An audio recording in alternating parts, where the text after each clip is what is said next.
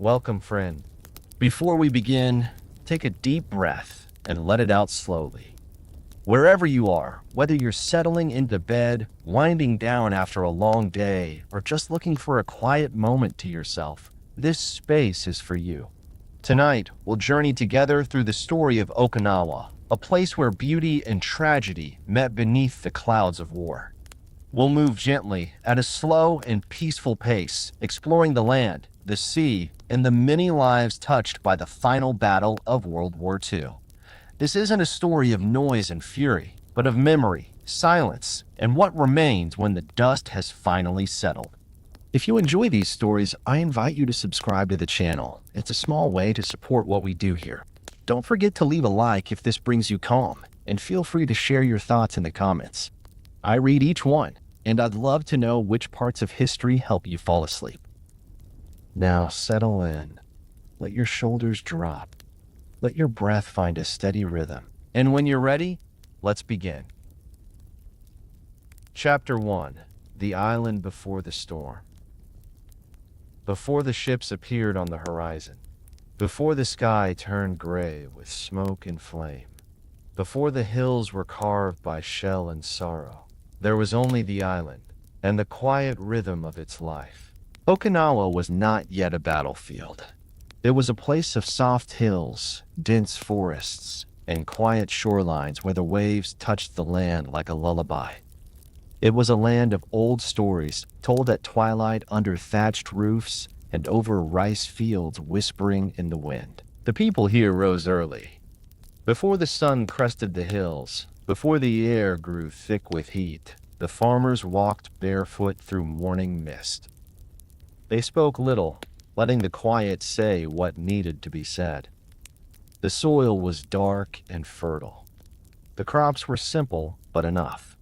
Sweet potatoes, sugarcane, rice in the wetter lowlands. Families worked together, slowly, steadily, with care passed down through generations. Children ran through the tall grasses chasing dragonflies. They dipped their feet in cold streams and carried water in wooden buckets.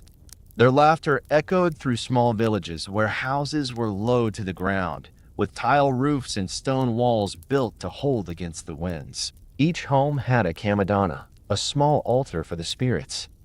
Incense would curl into the air every morning.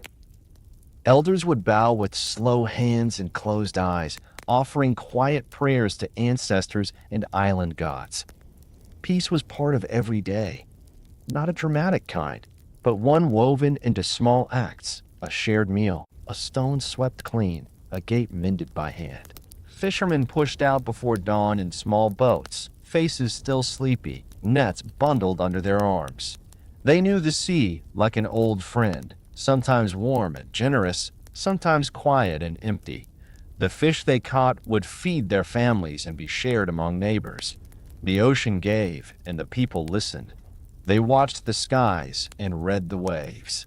They knew storms before they came. The schoolhouse stood near the edge of one village, its walls painted with the dust of the road. The children sat cross-legged, chalk scratching quietly as the teacher wrote kana across the blackboard. They learned about their empire, about their island, and about the world beyond, though few had seen it. Most had never left Okinawa and never would. At the heart of the island stood Shuri Castle, its red gates rising above stone walls like a memory from an older time. Here, the kings of the Ryukyu kingdom had once ruled. Now it sat quieter, still proud, its halls worn by wind and sun. Some said the spirits of the past still walked there at night, their footsteps soft like falling rain. Spring came slowly that year. The plum blossoms opened first, pale and brief. Then the rains returned, soaking the earth and filling the air with the scent of life. Birds called from the treetops. Frogs sang in the rice paddies. Bamboo creaked in the wind. The villagers noticed when the birds fell silent. First, the sea grew busier. Strange vessels passed at a distance, large and gray. The fishermen whispered of war, of fleets from the south. Some boats did not return. Nets drifted empty in the tide. Then came the warnings, rumors, murmurs from the mainland. Military men arrived in the towns, boots loud on stone paths. They asked questions. They took notes. They pointed at maps and hills. Some children watched in silence, unsure whether to be afraid or proud. A few men were called away to train. Some boys volunteered, eager to defend their homeland. Others hid their fear beneath brave faces. Mothers grew quiet. Grandparents turned their eyes to the mountains. In the forests, holes were dug, deep ones, tunnels that reached far beneath the roots of trees. Men carried wood and rock, sweating through their shirts. The caves would be needed, they were told, for protection, for hiding, for the sake of the island. The air changed. The winds carried something heavy. The women still planted their gardens, but with quicker hands. The old songs were still sung, but they ended earlier, the nights shorter. Children still played in the fields, but they looked to the sky more often, and the sky had changed. Out beyond the edge of vision, far across the water, the ships gathered. Hundreds, thousands, more than anyone had ever seen. They stretched across the sea like a second horizon, quiet now, but not for long. The island waited. It did not know exactly what was coming, but it knew something had shifted. The roots of the banyan trees stirred in their sleep. The stones on the path held their breath. A stillness settled over the hills. Not peace, but pause. And in the pause, the people lived as they always had. They planted, cooked, fished, swept, and prayed. They waited. And when the first distant thunder rolled across the sea, it was not from a storm.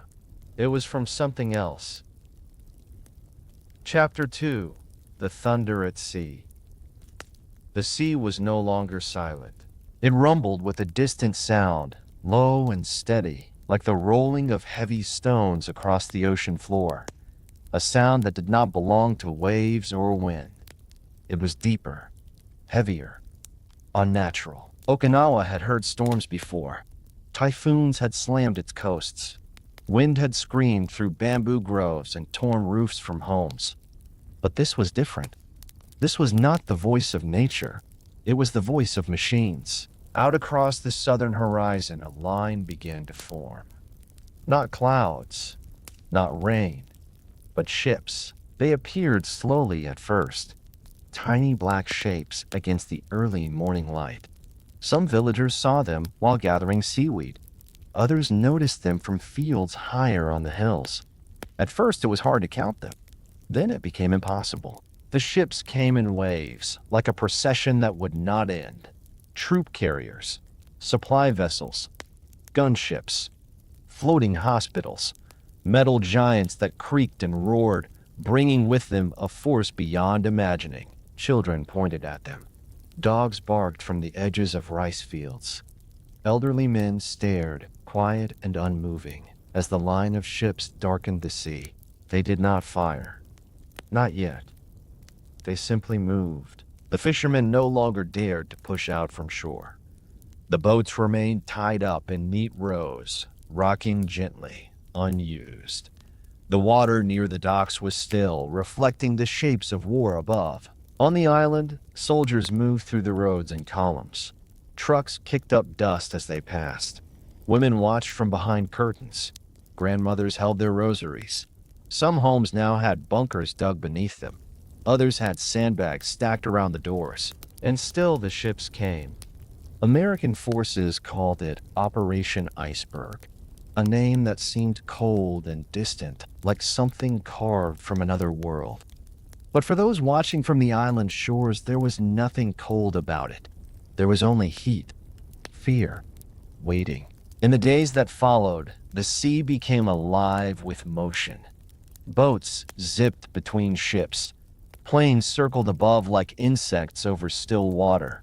From a distance, it looked like a floating city had arrived, a city that brought no peace. At night, the horizon glowed. Soft orange flickers danced across the waves. The lights came from fires, from searchlights, from preparations no one on the island could fully see. Some said the Americans would land tomorrow. Others said next week. But no one truly knew, and so they waited. The wind that passed through the trees felt different now. It carried a vibration, a sense that something massive had moved into place. Even the birds kept low to the ground. On the beaches, barbed wire had been laid. Camouflage netting was stretched across cliffs and bunkers. Men with helmets crouched behind stone walls, rifles resting on their knees, eyes fixed on the sea. In the caves, families began to gather. Not all at once, but little by little. A grandmother would bring a bundle of rice cakes. A boy would carry a mat to sleep on. A young mother would press her baby to her chest, whispering lullabies into the dark. The caves were damp and narrow, but they were safer than the open, or so they hoped. Some of the caves had been prepared by the military. Others were natural, known only to the locals. Each one held a silence broken only by breath, by the shifting of feet, by the crackle of oil lamps burning low. Outside, the sea thundered again. From the hills, the soldiers saw more ships arrive each morning.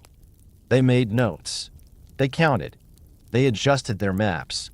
And they waited too. No shots had been fired yet. No bombs had fallen. But the pressure in the air was like a held breath, and the island felt it.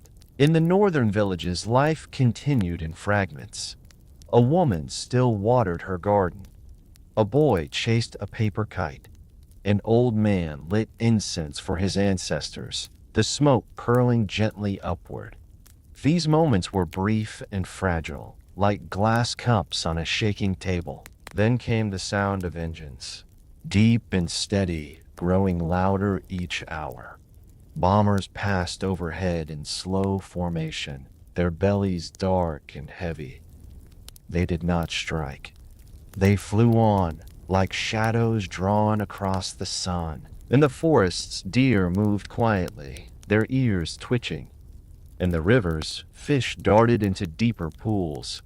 Nature, too, had grown wary. And then, one morning, the ships began to roar. It started before dawn.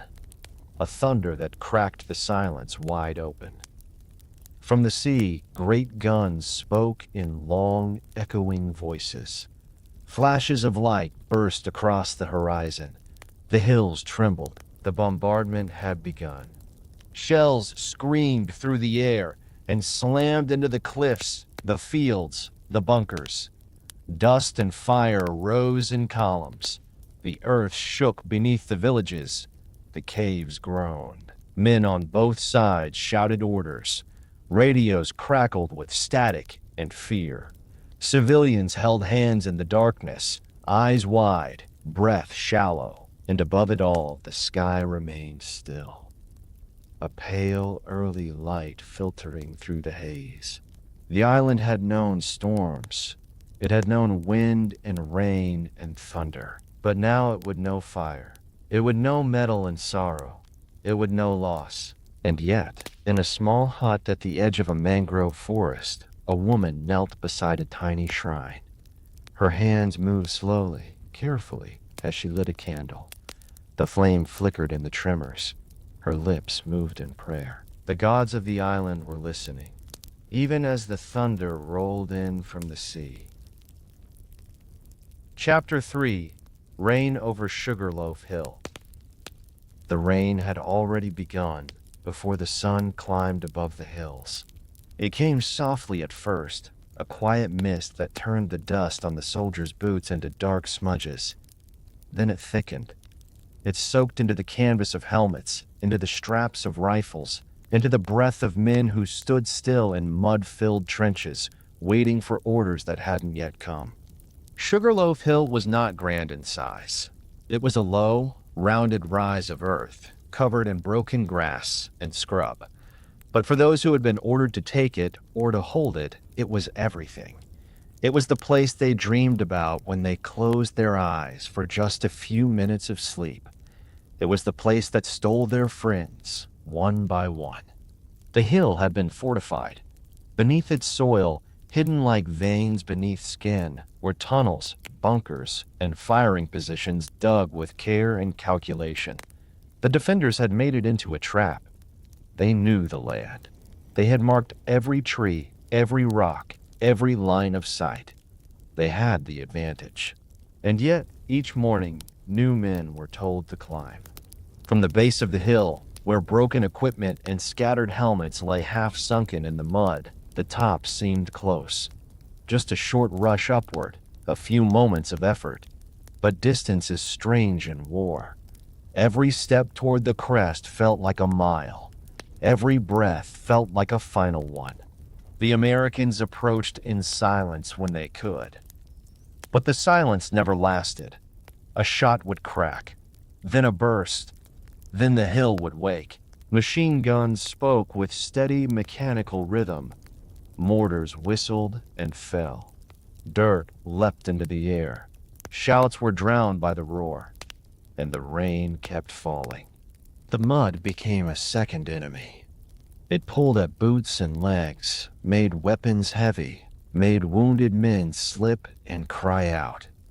Some crawled forward, inch by inch, fingers digging into cold earth. Others stayed where they fell, still and quiet.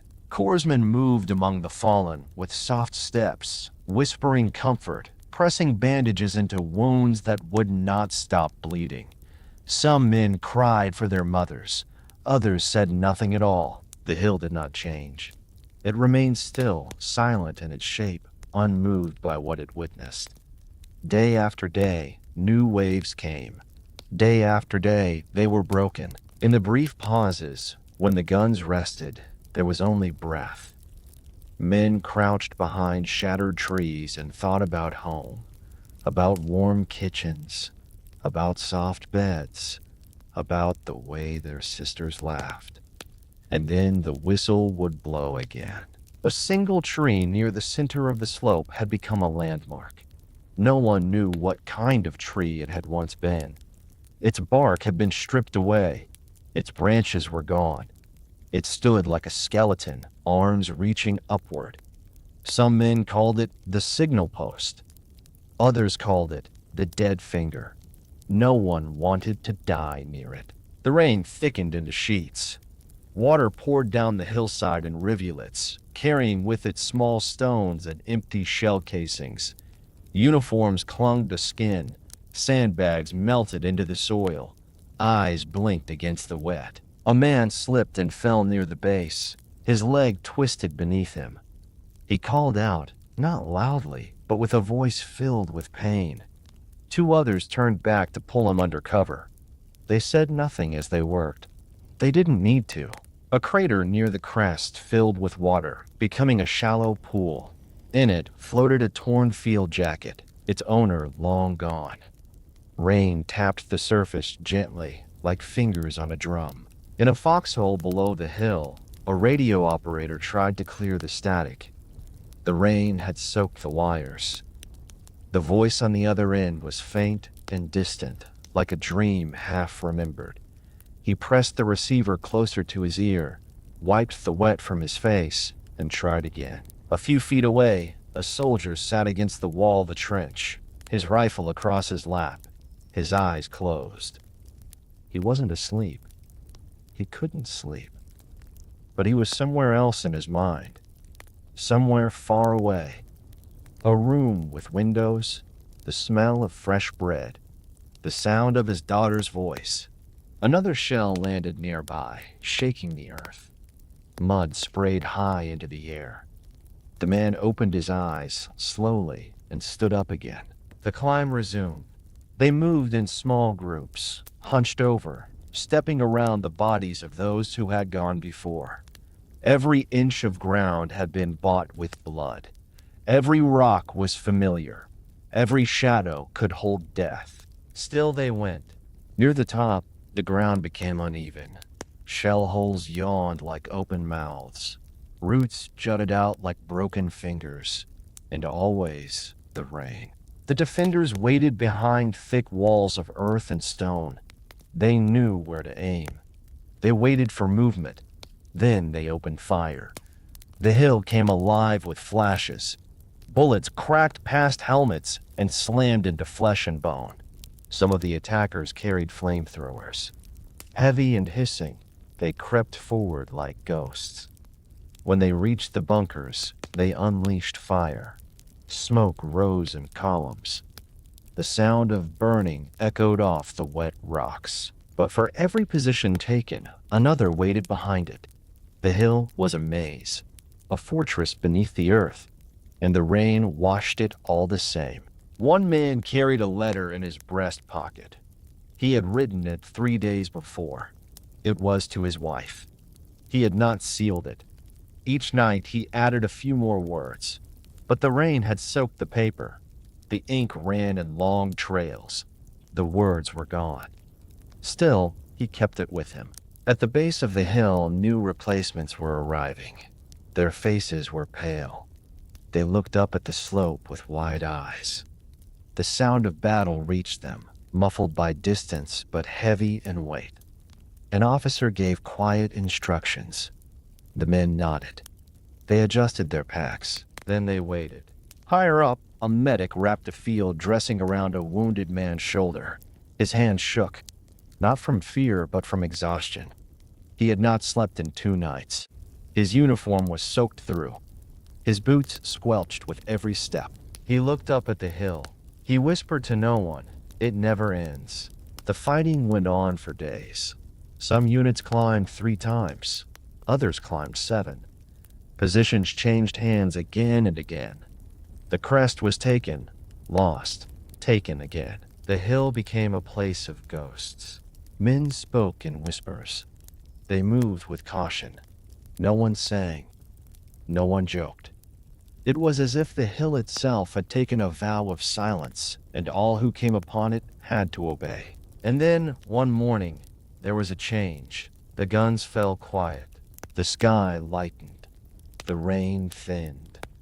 A breeze passed over the hill, touching the faces of those still standing. They looked around. The enemy was gone. The bunkers were empty. The tunnels silent. Sugarloaf Hill had been taken, but the cost had been enormous. The bodies lay in rows. Some men stood staring at nothing. Others sat in silence. A few wept, not loudly, just quiet tears that ran down faces streaked with mud. They began the slow task of burying the dead, marking the fallen, clearing the path. The rain returned that afternoon, but now it fell on stillness. The hill did not speak. It never had, but it remembered, and those who walked its slopes would never forget. Below, in the trenches, someone lit a cigarette with trembling fingers. He looked up at the sky. The smoke curled upward, meeting the falling rain. He said nothing. There was nothing left to say. Chapter 4. The Shelters Below. The first to enter the caves were the elders. They moved slowly, with careful steps, leaning on the arms of their daughters or clutching bundles tied in cloth. Behind them came mothers carrying infants wrapped tightly in woven blankets, their small faces pressed into necks, quiet and still. The children followed next, some carrying woven baskets, some holding hands, their eyes wide in the dim light. The men came last, heads low, leading goats or dragging sacks of rice, whatever they had been able to save. The caves had always been there. They were part of the island, shaped by time and water. Some were known for generations, places of stories and spirits, carved deep into limestone hills where the cool air smelled of salt and moss. Others had been dug in recent months, widened and reinforced with wood and stone. Long tunnels, narrow and dark, meant not for comfort but for hiding. By the time the bombardments grew louder, entire families had moved below ground. Inside, the air was damp and close. The walls wept with condensation. Every sound echoed: footsteps, quiet sobs, the clink of a cooking pot, the sudden cry of a child. But still, the caves offered something the surface could not. They offered hope. They offered a barrier between life and the fire above. Lanterns hung from hooks or rested on flat stones. Their glow flickered softly across tired faces. The young ones sat close to their mothers, their knees drawn to their chests. They whispered stories to one another, or traced shapes in the dust with their fingers. The older children tried to stay quiet, tried not to cry, tried to help in small ways, gathering water, holding babies, offering rice cakes made days ago. The fathers listened at the entrances. One by one, they took turns leaning close to the narrow cracks that looked out toward the hills. They watched the skies change color. They watched fire fall from it. They could not see the ships, but they heard the rumble. They felt the ground shake beneath their feet, even down in the earth. And when the shaking stopped, they waited again. Time passed differently in the caves. There were no clocks. The outside world could not be seen. Day and night became ideas, not facts. Meals were shared when someone remembered. Sleep came in small fragments. The children dreamed of fields. The mothers dreamed of quiet. The elders dreamed of what had been a younger island, untouched by this new storm. Sometimes the silence above would last for hours. The fathers would step outside. They would walk quickly, hunched low. They would check the goats or collect wood or bury the things that had begun to smell. Then they would return with eyes red and wet, though not from rain. One boy, no more than 8, carried a small notebook. He had once used it for school, but the pages were mostly empty. Now, he wrote what he could remember, not of lessons, but of faces, names of friends who had not made it to the caves, names of teachers, shopkeepers, neighbors. He did not know why he wrote them, only that it felt right to do so. A girl his age watched him write. She held a doll made from straw, its arms stitched with red thread. She never spoke, not once, but she kept the doll close. Her mother says she had stopped speaking the day the school was bombed. Now she communicated only through her eyes. The elders told stories in the back corners. They spoke softly, their words slow and deliberate. They spoke of the old kings of Shuri, of dragons in the sea, of the time the island belonged to no empire, only itself. The children gathered around them, listening in silence. It made the cave feel a little warmer. Sometimes the soldiers came. They arrived in uniforms, faces tired and covered in grime. They did not shout. They asked questions.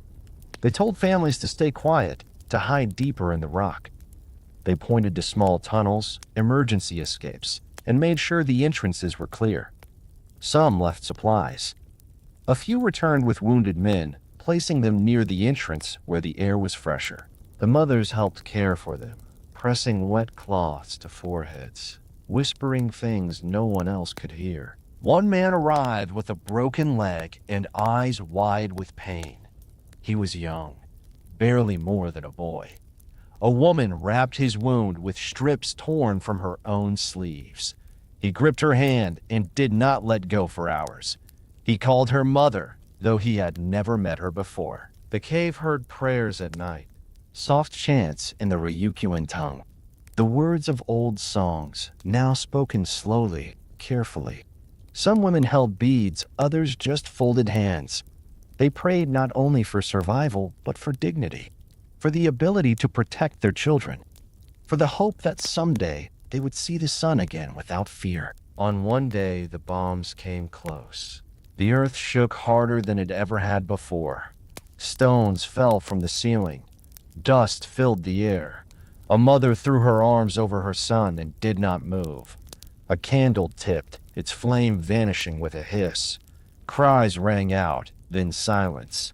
For several moments, no one spoke. Then, slowly, one by one, voices began to return. A cough, a whisper, a sob. The ceiling had held. The people remained. Food was shared in quiet circles. Rice balls, cold and hard, but filling. Pickled vegetables from jars hidden in baskets. Water gathered in old bottles. Every bite was passed with care. No one took more than they needed. Hunger was constant, but not spoken aloud. One elder woman told the children about her own childhood, how she had once danced at the harvest festival, how her mother had made her a kimono with cherry blossoms on the sleeves. The children imagined the dance, their eyes glowing with quiet wonder. Another man played a flute. It was carved from bamboo. The notes were soft, rising and falling like the wind. It did not matter that the song was not complete. It reminded them of rain falling on rice leaves, of frogs calling at dusk, of the world that waited above. And the world did wait. Above ground, the trees bent under the weight of ash. The fields lay scorched and torn. The rivers ran brown with soil. The sky was a dull, endless gray, yet life still pulsed, quietly, stubbornly. A few wild flowers grew near the cave entrance, just two, pale and trembling, but alive. One morning, a baby was born. There were no doctors, only hands that knew how to help. The mother gritted her teeth, sweat running down her brow. She did not cry out, not once. She breathed slowly, held tightly to a folded cloth. The others gathered close, forming a circle of silence and strength. The baby arrived just before dawn. It was a girl. Her first cry echoed through the cave, high and bright. It cut through the darkness like light through smoke. For the first time in days, smiles appeared. They were small, cautious, but real. The mother named her Hikari. It meant light. They wrapped her in soft cloth and placed her in her mother's arms. Her eyes blinked open. She looked around, seeing nothing, yet somehow sensing everything. She had been born into a cave, into war, into fear, but also into love. The children sat nearby, watching her sleep. One boy whispered, "She doesn't know anything yet." Another replied, "She knows we're still alive." Time passed. More shells fell. More thunder came. But the people stayed. Some families moved to deeper caves. Others tried to return home, only to find ashes where their homes had stood. They came back to the caves with tears and silence. Still they waited. One day the sounds changed. Less thunder. More engines. Distant voices speaking in strange words. Some thought the end had come. Others feared it was only the beginning. A man returned from the surface and said he had seen American soldiers, not fighting, but helping. They had brought food, medical supplies. They had helped bury the dead. He did not know what it meant. No one did. But slowly the families began to emerge. One by one, they stepped into the light. The children shielded their eyes. The mothers held their babies close. The fathers looked at the hills and saw smoke still rising. The island had changed, but they had survived. And the caves, the silent shelters carved into the belly of the earth, had carried them through it all. They would not forget, not the fear, not the darkness, not the quiet songs or the bamboo flute or the cry of a newborn girl named Hikari. The shelters below had become their world. Now they would begin to build another one above. Chapter 5. Letters that never arrived. The paper was damp. Even inside his pack, wrapped in cloth, the sea air and the rain had found a way in. The corners curled. The lines faded. The ink bled just a little, like tears slowly pulled across a face. Private Thomas Reed sat with his back against a low ridge, knees bent, helmet in his lap. Around him, the world was heavy with silence, the kind that comes only after the guns go quiet for a while. A mist hung low to the ground. Smoke drifted like lazy ghosts through the trees. Somewhere nearby, a single bird chirped once, then went still. He opened the small notebook and glanced down at the words he had written the night before. The ink had smudged, but it was still legible. Dear Sarah, it's morning here, or maybe it's late in the afternoon. I can't really tell anymore. The light doesn't look the same on this island. Everything is too soft, too gray. Even the sun feels quiet. I hope it's warmer where you are. I miss the sound of your voice." He had stopped there. The shelling had resumed just after he wrote that last sentence. He hadn't picked up the pencil again until now. There were 6 letters in total, each one written to someone different.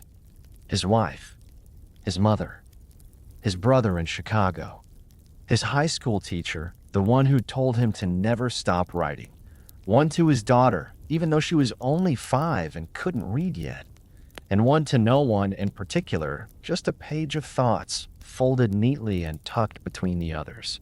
None had been sent. There was nowhere to send them. No post office, no clerk, no clean stamp. Only the crumpled paper, the fading pencil, and the hope that maybe someday someone would find them. He took a slow breath and looked at the hill in front of him. Sugarloaf.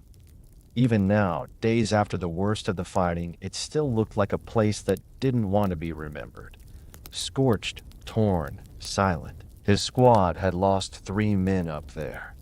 2 of them were close friends. The third had arrived just days before. Barely had time to learn names. Now they were gone. He turned to a fresh page and began again. "Dear Sarah, I saw a flower yesterday. Just one. It was growing out of a crack in a stone wall near the cave where we keep supplies. Tiny little thing. Purple petals, yellow center. I don't know what kind it was, but it was beautiful. Just sitting there like it had nothing to be afraid of. You would have stopped to look at it.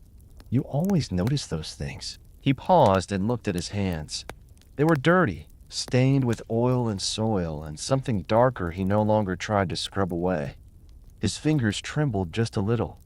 He squeezed the pencil tighter. "I keep thinking about your hands. The way they felt when we sat on the porch that last night. You said the stars were brighter that summer. I remember that. I remember how the air smelled, too. Like grass and cinnamon. Funny the things that stick with you." He stopped again. A breeze rustled the leaves above. A fellow soldier passed nearby, boots squishing in the mud, nodding once without speaking. They no longer said much to each other. Not after all they'd seen. Thomas returned to his writing. "I don't know when I'll be back. I don't know if I'll be back. I'm trying to stay hopeful, but I need you to know something. If I don't make it home, if these words are the last thing of me that you ever read, I want you to remember that I thought of you every single day. In the cold, in the rain, in the shell holes and under the stars. You are always there, every second.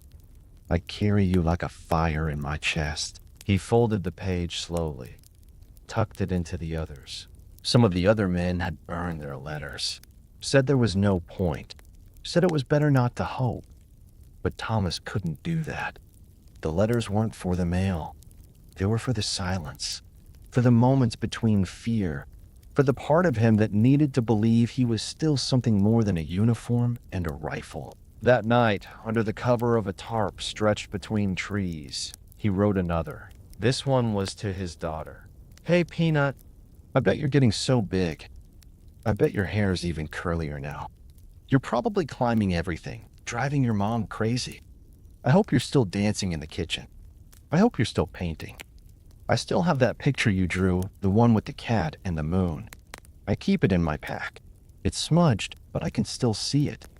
You made me smile every day, even from halfway across the world." The rain started again, a quiet patter that filled the space between words. He leaned back, eyes closed, listening to it. Each drop sounded like a footstep, each gust of wind like a distant voice. Around him, the others slept, or tried to. Some murmured in their dreams. Some twitched. One man sat awake, staring at nothing, his eyes wide and unmoving. Thomas turned onto his side and pressed the notebook close to his chest. The next morning, he woke to find 3 new letters in his pocket.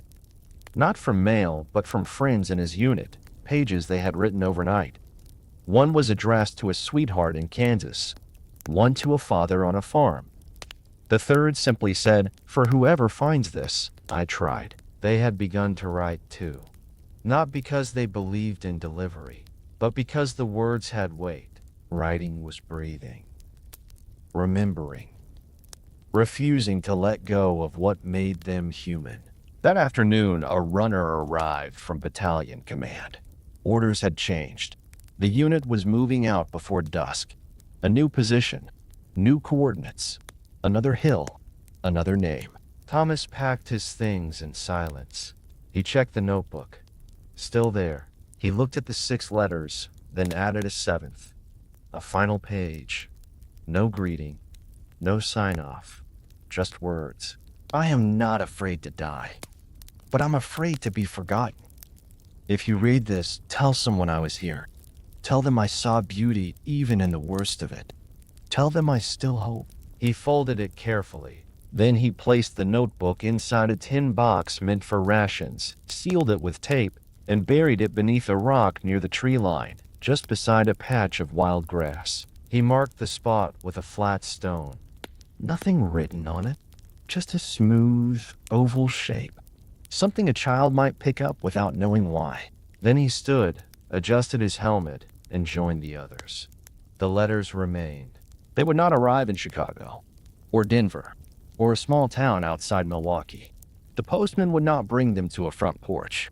There would be no envelopes, no stamps. But the words were real. They had been spoken into the silence, and silence remembers. Years later, long after the island had healed, long after the boots and helmets had rusted into the soil, a child walking with her grandfather near the old trails found a smooth stone. She picked it up. Underneath, something waited, wrapped in oilcloth. Soft, faded. She opened the notebook slowly. Her grandfather leaned closer, and together they began to read. Chapter 6. The Smell of Fire and Blossoms. The wind shifted that morning. It carried with it something unexpected.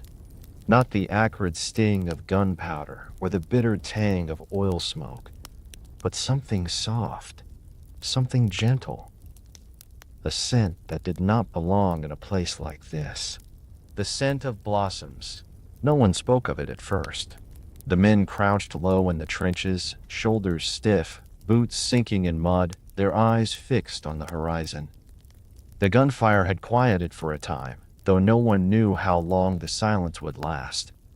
But there it was, a faint trace in the air, drifting just beneath the smoke. Sweet, light, almost like home. Private Howard Davis noticed it while changing the bandage on his arm. He paused, turned his face to the breeze, and inhaled slowly. A memory came with it. Springtime in Missouri. His mother's garden. The pear tree behind the fence. He smiled for the first time in days, just a little. Then the wind shifted again, and the scent was gone. Nearby, Corporal Tanaka crouched behind a broken wall. He too caught the scent and frowned. It reminded him of the old temple path near Naha, where his grandmother used to walk with him on quiet mornings. Cherry blossoms. Though there were no cherry trees here. Not anymore. He closed his eyes for a moment, then opened them again. The wall still stood in front of him. The war had not ended, but something in the air had changed. The scent came and went throughout the day. It mingled with the smoke from burned homes, with the damp of the earth, with the metallic edge of blood and oil.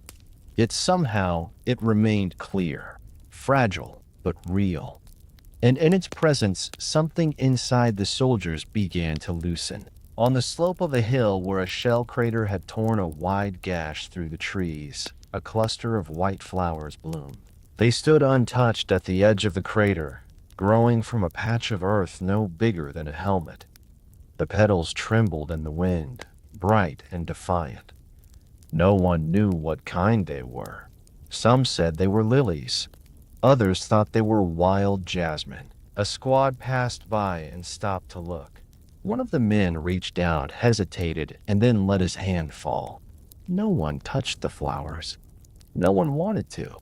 It felt wrong, as though they had earned the right to bloom, untouched by war. The sergeant simply nodded once, then motioned for the others to move on. That night, as the clouds gathered again and the rain returned in thin, steady lines, soldiers sat in the shallow hollows of their foxholes and spoke quietly of home. They spoke of gardens, of trees that flowered every year, of sisters who picked roses and mothers who hung laundry near honeysuckle vines. It wasn't planned. No one started the conversation. It just happened. War had stripped them of many things: names, sleep, fear, even tears. But the memory of flowers remained. In the ruins of a village half buried beneath the hillside, a woman knelt near the base of a burned tree. She held her daughter's hand, and they watched bees circle the last blossoms on a bush that had somehow survived the fire. The child pointed at the petals, her eyes wide. She had not spoken in days, but now she whispered a word: Hannah. Flower. The mother nodded and placed a hand gently on the girl's head. Her own face was hollow, drawn from hunger and fear. But in that moment, the corner of her mouth lifted. The wind carried the scent through the caves, where civilians still hid in the deep shelters below the hills. The blossoms above offered a whisper of something forgotten. It came as a reminder that the island was not only a place of ruin. It had been beautiful once, and some of that beauty remained. An elder woman sat near the cave mouth, weaving thin strips of cloth together. She paused when the scent reached her. She tilted her head, and for a moment she could hear the rustle of leaves in the old temple garden, the voices of children, the clack of sandals on stone paths. She closed her eyes and whispered thanks to the spirits. Even the soldiers in the caves noticed. One man who had been wounded and could no longer stand whispered that he could smell plum blossoms. His voice was weak. The medic tending him said nothing but squeezed his hand gently. He did not correct him. There were no plum trees here. But if the man could find comfort in that scent, then let him have it. Above ground, the artillery resumed. The guns thundered through the mist. Trees shattered. Earth rose in dark clouds. The scent disappeared, but not for long. In the pauses between barrages, it would return, riding low along the jungle floor, curling through gaps in the trees, slipping past the ruined walls and burnt-out tanks. It did not belong to one side. It passed between foxholes, between opposing lines, unnoticed and unclaimed. A neutral thing, a quiet thing, a reminder that the land itself still breathed. A Japanese officer, resting for a moment behind a collapsed wall, opened a letter from his wife. The paper was worn, folded many times, the characters faded. She had written of her garden, of the new trees she planted. She had drawn a tiny picture of the blossom, 5 petals, rounded tips. He touched the drawing, then lifted his head. The scent was in the air. For a few minutes, it was as if the letter and the world had joined together. In a ravine not far from the front, 2 American medics carried a wounded soldier down toward a shelter. His leg was gone, but he was still conscious. He muttered something about apple trees. Said he used to climb one behind his house. Said it smelled like this, just a little. The medics nodded, their steps careful in the mud. They did not speak, but both of them smelled it too. The rain came heavier that night. The petals fell with it. They clung to wet stone and floated in shallow puddles. Some washed into the craters. Others stuck to boots and helmets. No one brushed them away. They let them stay. The blossoms did not stop the war. They did not change orders or shield bodies or fill empty stomachs. But they did something else. They reminded those still living that the world had once known peace and might again. In the days that followed, more flowers bloomed. Near the wreckage of a downed plane, along the edges of a broken road, in a patch of soil beside a shattered shrine. Some bloomed in silence, never noticed. Others were seen by men too tired to speak. but each one, in its small way, resisted the destruction. Nature does not understand war. It does not choose sides. It does not retreat. It simply continues. In the early morning, as light crept back into the sky, a group of soldiers stood watch near a high ridge. The sun broke through a crack in the clouds. A beam of light touched the field below, where the grass had grown tall again. And there, nestled among the green, a wide patch of yellow flowers turned their faces toward the sun. No one spoke. One man took off his helmet. Another lowered his weapon. They stood still, watching, and for a while that was enough. Chapter 7: The Endless Rain. It rained every day. Not just for hours, but for days on end. Sometimes it came in heavy sheets that rattled on helmets and flattened the grass with force. Other times it fell in a soft drizzle, thin as breath, lingering without pause. But always it was there. The skies above Okinawa were never clear. Gray clouds hovered low and unmoving, like a ceiling made of smoke. The sun only appeared as a pale glow behind the mist, its warmth long forgotten. And when the wind stirred, the clouds broke only to release more water.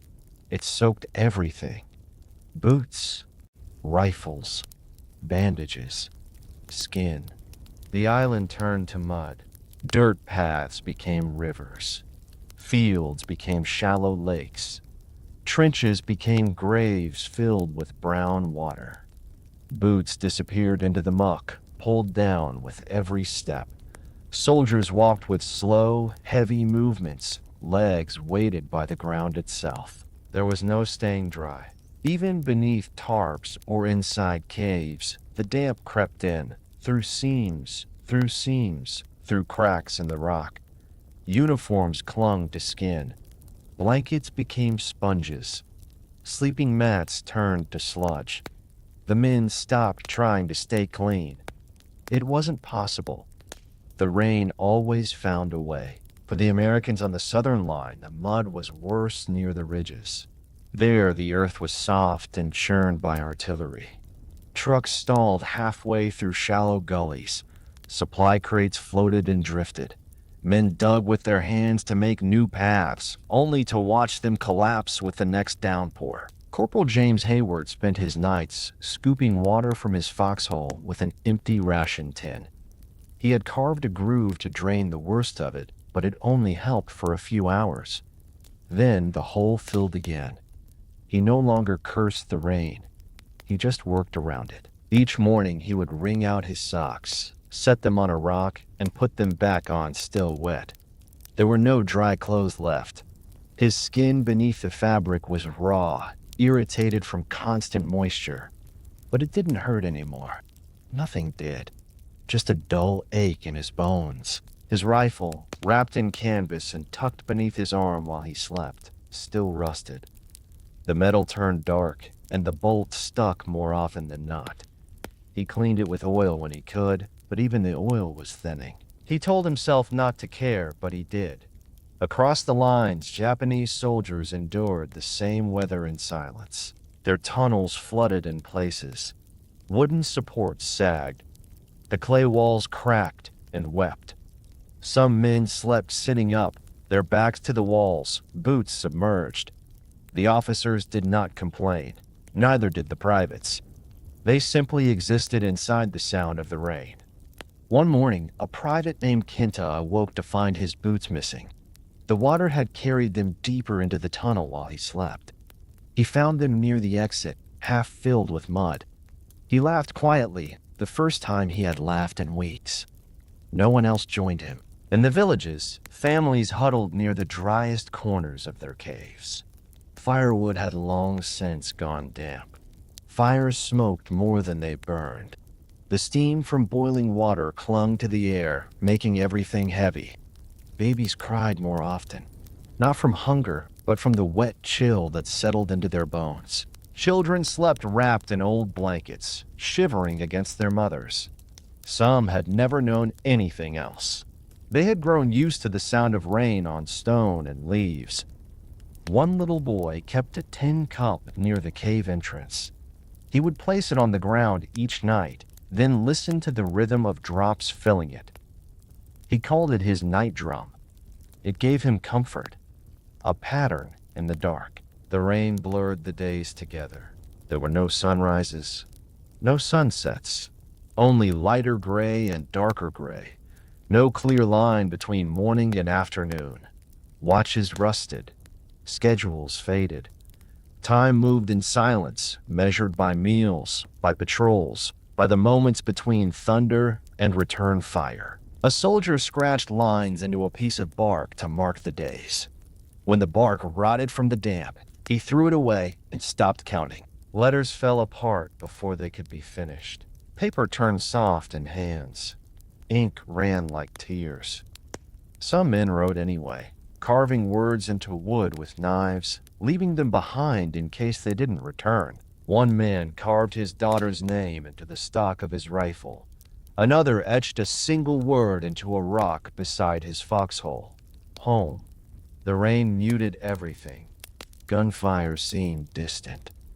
Explosions felt muffled. Even voices carried less clearly. Orders had to be repeated. Shouts were lost in the curtain of water. Only close whispers could be trusted. It was hard to sleep. The ground was always wet. Dreams came in fragments, broken by thunder or the drip of water from leaves. Some dreamed of drowning. Others dreamed of dry places, kitchens, porches, fields in spring.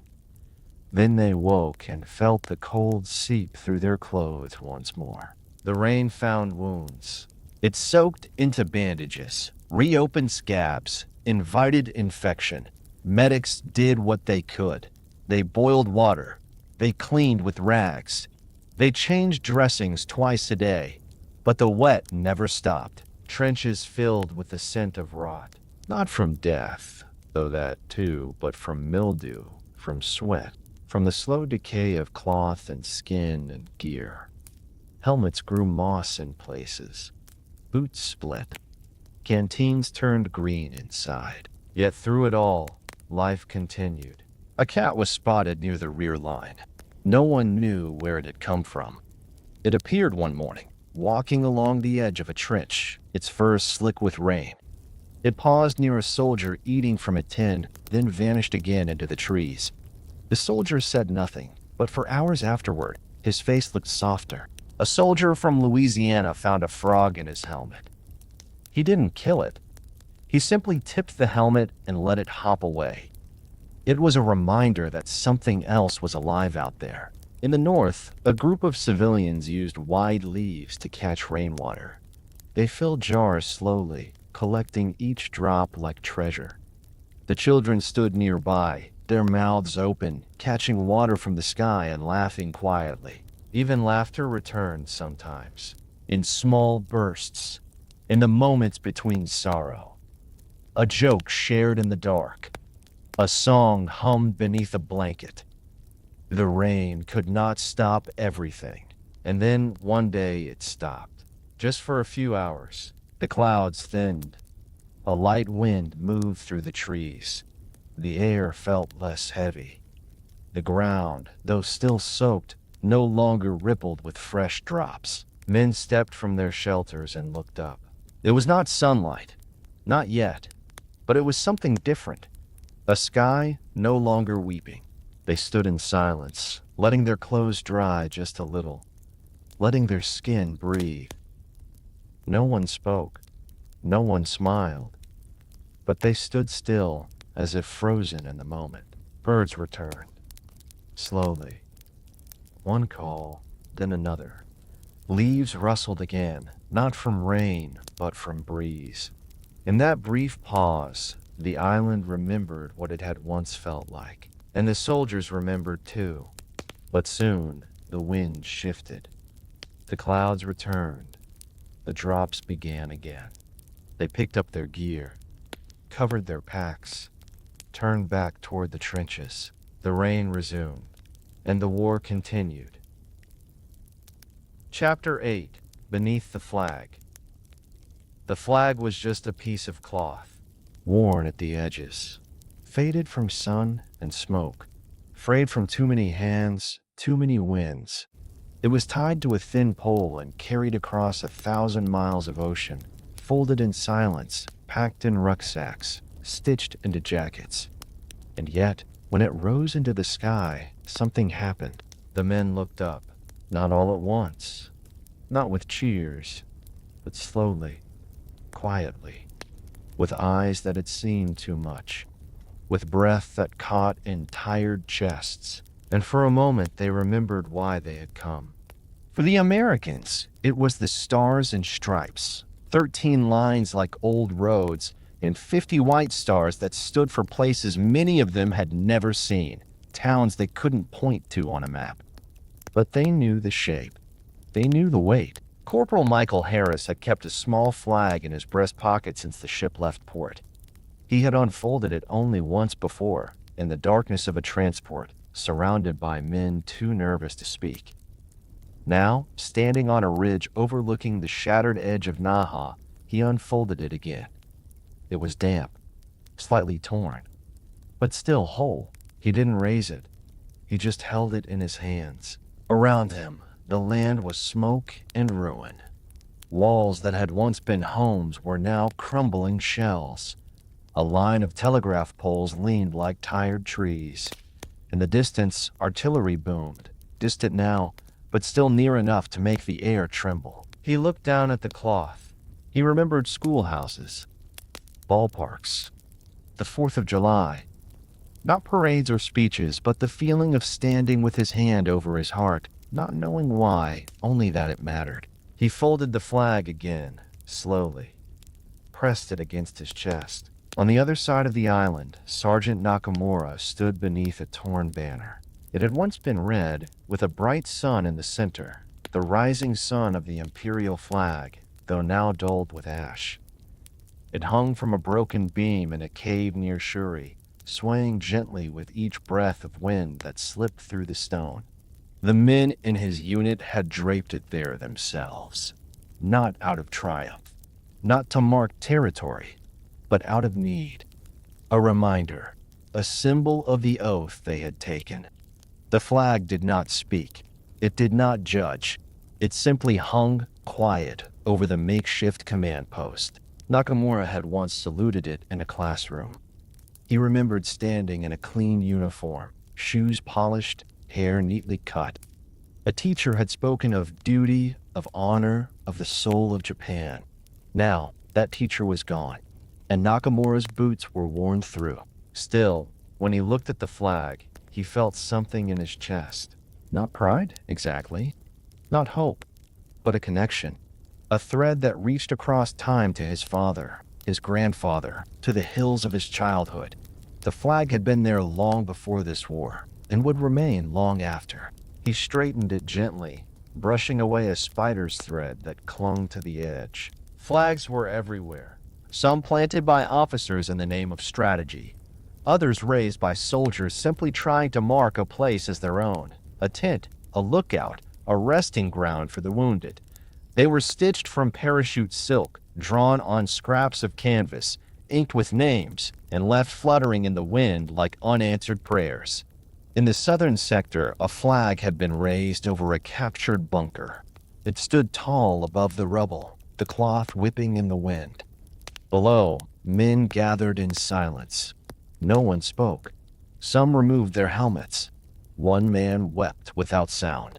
They had taken the hill, but lost 33 friends doing it. The flag did not celebrate. It simply stood. Later that evening, a child wandered toward the ridge. Her family had been hiding nearby. The soldiers let her approach. She stopped beneath the flag and looked up at it with wide, dark eyes. Her hands were empty, her clothes torn, her feet bare. She did not understand the meaning of the cloth above her, only that it moved, that it stood in the wind while everything else seemed broken. A soldier handed her a biscuit. She bowed low and took it without a word. Flags were not just carried by soldiers. Civilians had them too. Hidden in floorboards, tucked into family altars, wrapped in old paper and placed behind photographs. One Okinawan elder unwrapped his family's old Ryukyuan banner from a clay jar. It was faded blue, with hand-stitched waves and a symbol that had once meant peaceful island. He held it close and whispered to it. Then he folded it again, gently, and returned it to the jar. He knew the empire had come, knew the armies had changed, but he also knew that the island had its own memory, older than Japan, older than America, and that memory was written in fabric, in thread, in the quiet care of hands that remembered what came before. Flags were burned too, some by command, others by fear. A soldier near the beach set fire to a captured banner before retreating. He said nothing as the cloth curled in the flames. His comrades watched. One looked away. A civilian burned his own flag after hearing rumors. He wept as he did so. His daughter asked why he cried. He could not explain, only that some things are not just cloth. Some things carry a part of the soul. In a cave near the front, a wounded soldier wrapped himself in a flag, not to be seen, not to be buried, but to feel something familiar. The cloth smelled of earth and salt. It stuck to his skin. He closed his eyes and thought of rivers, of music, of a window in spring. He did not speak again. Later, his comrades covered him with that same flag, not in ceremony, not for politics, but because it had been his. In one quiet village, a mother stitched her family's names into a white cloth. She wrote them in neat lines, her husband, her children, her parents. Then she tied the cloth to a long stick and placed it outside the entrance to their shelter. A passing soldier asked what it meant. She said only, "We are still here." The flag remained, fluttering in the rain. When the battle began to turn, when the days grew longer and the lines began to shift, the flags moved with them. Some rose, some fell, some were pulled down by wind or taken by fire. But always, someone would find a new one, or make one, or carry one in their pocket. Not for glory, not for power, but to remember. At the close of one long night, after the shelling had finally stopped, two soldiers sat beneath a tree. One American, one Japanese, wounded, lost. Neither could move. They did not speak the same language. They did not raise their weapons. The American reached into his pack and pulled out a small flag, half torn, smudged with dirt. He laid it between them, not as a statement, but as a gesture.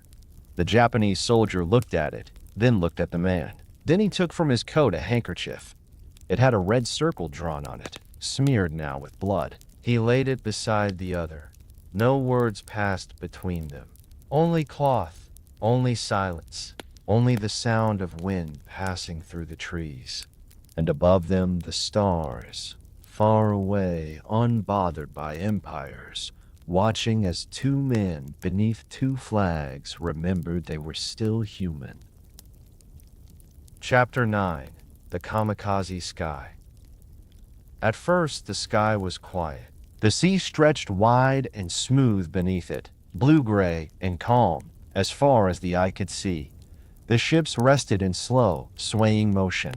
Carriers, destroyers, supply vessels, hospital ships, more than 1,000 in all, scattered like metal islands off the coast of Okinawa. From the deck of the USS Cassin Young, Seaman First Class Daniel Whitley watched the horizon. It had been 3 days since they last came.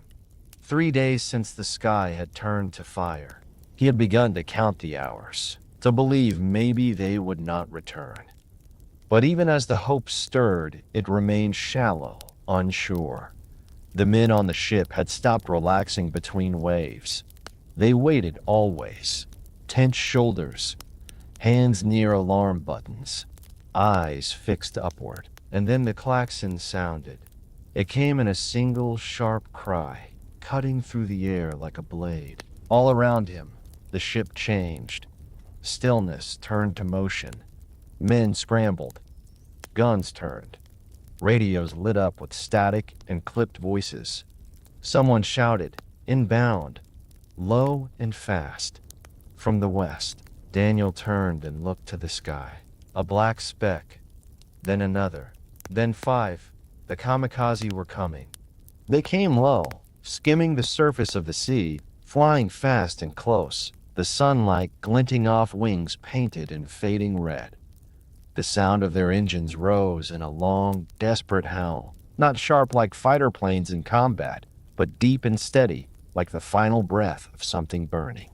On the ships, men shouted coordinates. Guns opened fire. Tracers stitched the sky. Black smoke bloomed from flak bursts, but the planes kept coming. Inside one of them, a young pilot named Haruki clutched the stick tightly in both hands. He was 21 years old. His uniform was clean. His eyes were calm. He had trained for this. The picture of his mother was tucked into his breast pocket. The rising sun headband was tied across his brow. The instructions had been clear. Fly low, strike the nearest warship, aim for the deck. He had written his final letter the night before. Short and neat. He had not cried. Now, the water raced beneath him. His shadow moved across it like a spirit. He could see the ships ahead, dark and bristling with guns. They were waiting for him. He pressed forward. On the Cassin Young, the men tracked his path. They fired in bursts. One wing of Haruki's plane shuddered under the impact, but he stayed on course. Daniel watched the plane approach. He could see the canopy. He could see the pilot's face. Then everything became light. The plane struck just above the waterline. The explosion was not the largest they had seen, but it was close. Metal bent. Fire surged. Men were thrown to the deck. One gun mount flew into the air, landing in the ocean with a heavy splash. Daniel hit the steel floor hard, ears ringing. When he opened his eyes, smoke coiled across the deck. Alarms blared. Someone was calling for a medic. He sat up slowly. Pieces of the plane burned nearby. A wing, a wheel, something that looked like part of a seat. He looked toward the sea and saw the second wave approaching. More dots on the horizon. The kamikaze did not stop. That day and the next, they came. Sometimes alone. Sometimes in groups of 5 or 10. Always low. Always fast. From the hills of Okinawa, civilians watched in silence as the skies turned red. The sound of gunfire echoed even across the rice fields. Inside their homes, or what remained of them, people clutched their children and listened. In a village west of Shuri, a mother told her son that those planes carried the spirits of brave men. But she could not explain why they flew towards certain death. Not really. She didn't understand it herself. Back in the sky, Haruki's comrades flew their final missions. One by one, they climbed into their cockpits with quiet expressions.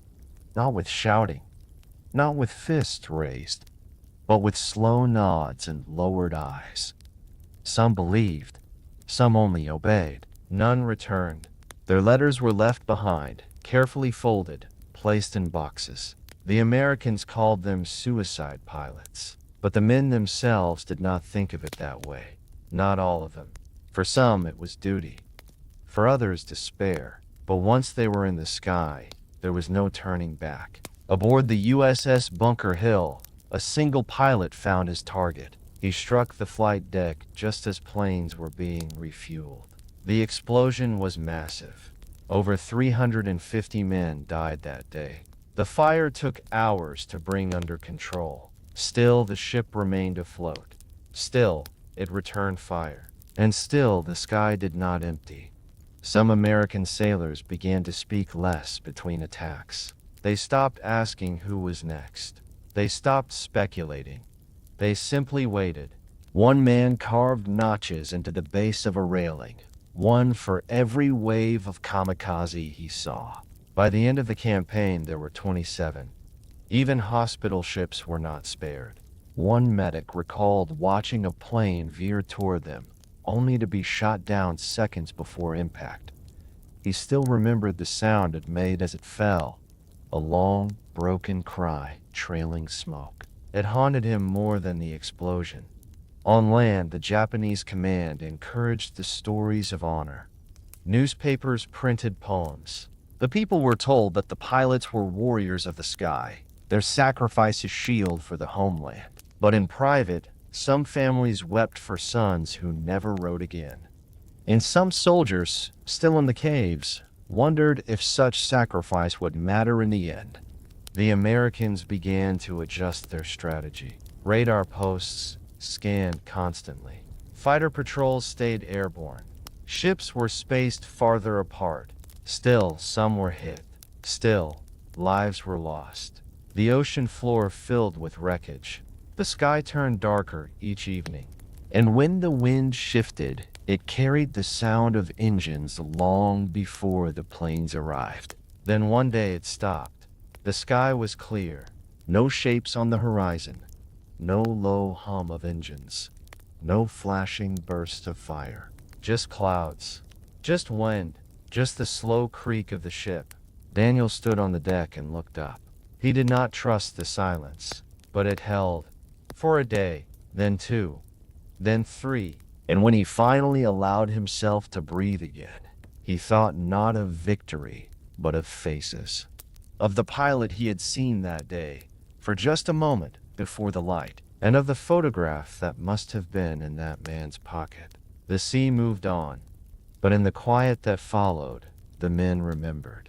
And the sky, for the first time in weeks, held only clouds. Chapter 10. Children in the Shadows. They moved like shadows, not because they wanted to, but because they had to. The children of Okinawa did not run through green fields anymore. They no longer climbed trees or chased dragonflies. They did not shout or sing or play the way they once had. Their laughter had grown quiet. Their games had changed. Now they learned to hide. They hid from the sky, from the plains, from the thunder that fell from above. They hid from the ground, from the tremble of boots and the shouts of strangers, from the smell of smoke that told them where not to go. And they hid from the silence, the worst sound of all, because silence meant something had ended, and something else was about to begin. In the hills outside Shuri, a boy no older than 9 crouched behind a wall of stone. His name was Satoshi. His sandals were worn through. His shirt was a patchwork of cloth, stitched and restitched by a mother who had not spoken in 3 days. His hands were dirty. His knees were scraped, but his eyes were sharp. Too sharp for someone his age. He held a wooden spoon in one hand. Not for eating, for digging. He had been taught to move quietly, to listen first, to wait. Satoshi had once gone to school. Just months ago, he had written his name on a blackboard. He had recited poems. He had laughed when his best friend tripped over a desk and blamed the floor. That life was gone. Now he listened for airplanes. He knew the sound of engines, which ones came close, which ones passed overhead. He could tell the difference between artillery and rifle fire. He could spot where not to step, which trails were safe. He knew how to tell if a cave was already occupied, just by the smell. At night, he and his younger sister slept curled together in a hollow dug into the earth, lined with palm leaves and old mats. Their mother watched over them, silent. Their father was gone. During the day, Satoshi wandered between the ruins of villages, searching for food, dried roots, fallen fruit, anything left behind. He had found a single grain sack buried in the rubble once. He had shared it with 6 other children. They had not spoken a word as they ate. In another part of the island, a girl named Hannah carried a doll made from rags. She had braided its hair from grass. Its dress was made from an old sleeve. She spoke to it quietly when the others slept. She told it stories. She told it not to be afraid. She fed it rice when there was rice to spare. Her brother said she should stop, that dolls were for babies. But Hannah didn't listen. The doll helped her remember that once, long ago, she had been happy. She was 7 years old. Her family had taken shelter in a cave. It was damp and dark. The floor was always wet, but it was safe, or safer than the fields. She helped her mother wash pots with handfuls of sand. She helped carry water in a bamboo tube. At night, she pressed close to her father's side and watched his face as he slept. Sometimes he smiled. Sometimes he cried out. The children did not ask questions anymore. They knew the answers were too hard. On the beaches, near what remained of the sugarcane fields, older boys gathered driftwood to burn. They had formed a kind of family, 5 of them, ages 10 to 14. No adults, just themselves. They moved from place to place, never staying long. They called themselves the river fish because they moved like fish and hoped not to be caught. One of them had a slingshot. Another carried a piece of glass tied to a stick, which he called his sun knife. It could start fires on sunny days. They used it to roast roots. They shared everything, even their fears. But they did not cry, at least, not where the others could see. Children became messengers too. They crawled through small tunnels where grown men could not go. They carried folded scraps of paper, whispered words, short commands. They memorized directions. They remembered what was needed. In the rain, they walked barefoot between shelters. Some were caught, some were lost, but most kept going. A girl named Emmy once ran for 5 hours through the jungle, her stomach empty, her legs scratched raw, to bring news to her uncle that the path near the temple had been cleared, that the Americans were moving south. When she arrived, she collapsed in his arms. He gave her half of his last rice ball. She smiled, though her lips were cracked and her feet bled. The children remembered where things were hidden. Wells, shelters, pots of dried vegetables buried under stones. They knew where to find blankets, where the safest trees stood, which caves had water, and which ones didn't. They had learned to read the island without maps, but they did not speak of the past. Not out loud, not even to each other. The past was too dangerous. Once, a younger boy asked what school had been like. The others said nothing. They looked at the ground. In the deepest caves, babies were born. Children watched as their mothers groaned, as neighbors gathered, as cries filled the narrow tunnels. They saw life begin even as death surrounded them. Some named the newborns after flowers, after stars, after the places where they had once lived. In the ruins of an old schoolhouse, now just a wall and part of a stairwell, someone had written names in chalk, children's names, dozens of them. No one knew who had written them, but every few days, a new name appeared. Some guessed it was a teacher, still alive somewhere in the hills. Some said it was a spirit.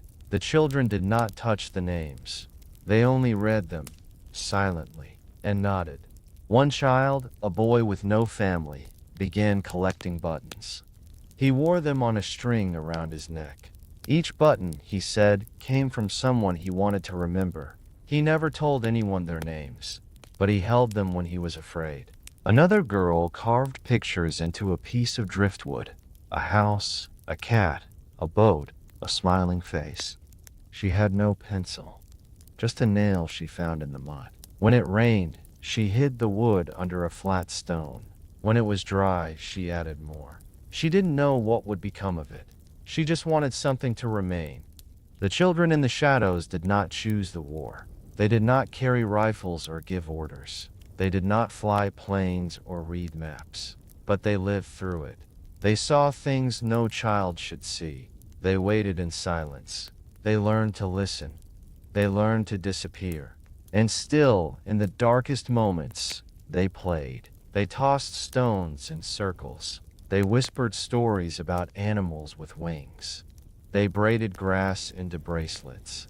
They gave each other names: bird, stone, sun. They made each other smile, and they survived. When the shelling ended, when the soldiers moved on, when the hills grew quiet again, the children stepped into the light. Some were barefoot, Some were scarred, some carried siblings on their backs, but all of them carried more than that. They carried memory, they carried the story, and the island, silent, broken, watching, remembered their footsteps. In the tall grass, in the warm wind, in the quiet paths between the trees, the children of Okinawa walked on. Chapter 11: A Temple Without Its Roof. The roof had fallen long ago, not all at once, but piece by piece, beam by beam, tile by tile, until the sky itself became the ceiling of the temple. The walls remained, cracked and scorched, holding up memories more than structure. Moss clung to the stone steps. Ash collected in the corners. But the threshold still stood, and every morning an old man came to sit just beyond it. His name was not known to the soldiers who passed nearby. Some called him the priest, though he wore no robes. Others simply nodded as they walked by, unsure whether he was a monk or a farmer or something in between. But each morning, just before dawn, he arrived. He brought no offerings, no incense, no scrolls, only silence. He sat cross-legged on a flat stone, eyes closed, hands resting gently on his knees. His breath was slow, his back straight. Behind him, a broken lantern leaned sideways, its frame rusted, its light long gone. But still he returned, day after day. The temple had once been known as Torenji. Its name meant Temple of the Eastern Bell. Long ago, the bell had rung across the valley, calling farmers and fishermen to prayer. Children had played in the courtyard while their mothers swept the stone path. Monks had tended the garden with quiet hands. That world had vanished. Now the bell was gone. The altar cracked. The roof opened to wind and rain. But the ground still held the memory. One afternoon, a young boy wandered in. He wore no shoes. His knees were scraped. In his hands he held a stone, not round, not sharp, just something he had found. He stepped carefully across the fallen beams, then paused at the center of the old hall. The old man did not move. The boy watched him for a long time, then sat down nearby. They said nothing. The boy placed the stone on the floor between them. Then he closed his eyes and waited. Elsewhere on the island, other sacred places had been reduced to rubble. Shrines collapsed, prayer trees burned, family altars buried in ash. But even among the ruins, people remembered. In a small village near the coast, a woman had rebuilt her family's altar from broken tiles and a single wooden beam. She placed it in the corner of a dugout shelter, beneath an oil lamp. Each evening she lit the lamp and whispered her ancestors' names aloud. She did not ask for safety. She did not ask for peace. Only memory, that they not be forgotten. A soldier once found a statue of Cannon, the goddess of mercy, lying face down in the mud. Her hands were broken, her face cracked, but her eyes, half closed and calm, remained. He lifted the statue gently and placed it beneath a tree. He did not pray, but that night he slept without dreams. In the hills above Naha, another temple had become a hiding place. Its roof had caved in. The garden was overgrown. The incense bowls filled with rainwater, but the shape of it remained. The curved gate, the uneven stones, the carved steps. Civilians passed through it without speaking, their heads bowed. Some left small offerings, a flower, a pebble, a button. Not because they believed in miracles, but because they needed something sacred in a world that had come undone. Even the soldiers found themselves drawn to the quiet places. When the shelling paused, when the wind stilled, when the night pressed in too closely, some walked to the ruins and stood without reason. One American wrote in his journal, "We found what's left of a shrine today, half the roof gone, statues chipped, but it felt more peaceful than any place I've seen since we landed. I didn't pray, but I closed my eyes." Back at the temple without its roof, the old man continued his ritual. He swept the stone with a broken broom. He traced circles in the dirt. He arranged fallen leaves around the altar like petals in a forgotten pattern. He whispered names no one else remembered. One morning, he was joined by a woman. She brought a basket of rice balls. She sat beside him and shared them without words. The next day, 2 children came. They brought no gifts, only presents. And still, the man never spoke. The sky became his ceiling. The wind, his bell. The silence, his sutra. As more civilians returned to the area, they began to leave tokens. Folded paper cranes, prayer beads, scraps of cloth with names written in ink. A soldier, wounded and resting nearby, limped up the path one evening. He stood at the threshold of the temple and looked down at the man. He did not cross the stones.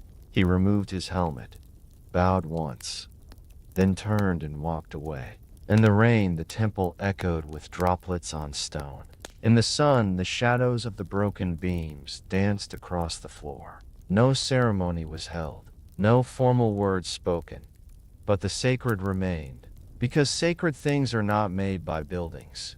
They are made by people who remember, who return, who sit in silence when all else is lost, who rebuild, not with nails, but with presence. And when the war ended, long after the fires had died, long after the soldiers had gone, the temple still stood, without a roof, but not empty. Chapter 12. The Cave That Wept. The cave had no name, not on any map, not in any book. The villagers who found it simply called it the hollow, or the shelter, or the cool place beneath the ridge. It opened like a narrow mouth at the base of a limestone bluff, half hidden by vines and shaped by water long before war ever came. It was not large, not grand, just deep enough to hold 20 people if they sat close. Deeper still if they crawled through the tighter passage in the back. But it offered what they needed most: darkness, cover, and silence. And it held their tears. The first to enter were an old couple and their 3 grandchildren. The grandfather carried a lantern, its flame flickering weakly in the damp air. He had walked these hills for 60 years. He knew the island's bones. And when the bombing came, he led them here without a word. Others followed. A woman with a newborn wrapped in rags. 2 teenage boys who had lost their family. A schoolteacher who no longer had a school. By nightfall, the cave held 15 people, each one quiet, each one listening to the war like thunder rolling above them. The cave walls wept, not with sound, not with sorrow, but with steady droplets of water that ran down the stone like tears that would not stop. The ceiling dripped in soft rhythms. Pools gathered in the floor's uneven pockets. Everything was damp. Clothes, mats, skin, breath. They lit a small fire once, just long enough to boil water. The smoke filled the space and stayed there for hours. After that, they learned to eat cold. They passed rice balls wrapped in leaves. They shared what little they had. No one complained. Each night, someone would sit near the entrance and listen. Not to see, not to scout, but simply to hear what the world outside was doing. If the planes were circling, if the guns were firing, if the island was crying again. A girl named Aya sat there often. She was 10. Her mother and father had not come with her. No one asked why. She wore a faded scarf around her head, and her hands never stopped moving, folding leaves, tying knots in string, tracing circles in the dust.